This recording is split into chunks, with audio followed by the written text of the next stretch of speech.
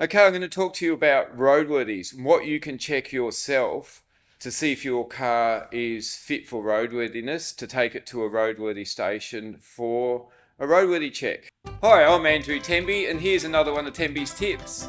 So first of all, I want to show you what you need to look for with the seatbelt. So the seatbelt webbing needs to be pulled to its full extension. We need to look for any fraying down the edges or any holes in the sections or any debonding anywhere.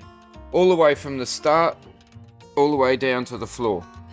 If there's any faulting in it at all, it's to be rejected because it won't carry the loads in the event of an accident.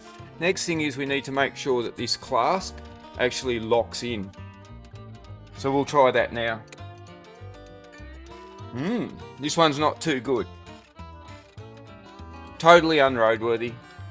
Needs a new seatbelt. Okay, so now what we can do is really have a look at the lights. So first of all, we have a look at the park lights. So we need to see 4. One at each corner of the car, including the back. Then we have a look and see if we've got a low beam and a high beam light. Of course, we don't have them on the back. And we go for indicators and wipers. So right indicator, a left indicator, and then I can walk to the back of the car and hey, a right indicator. There's only one problem, I can't check the stoplights. My legs aren't long enough, so I need someone to assist me to check the 3 stoplights. This is a really easy one.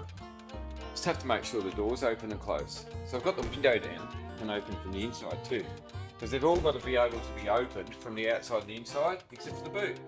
But the boot has to open and the spare wheel needs to be retained in there. The bonnet needs to open and obviously close and lock, and its double lock must work as well. This is an interesting one. All the seat slides have to work for roadworthy.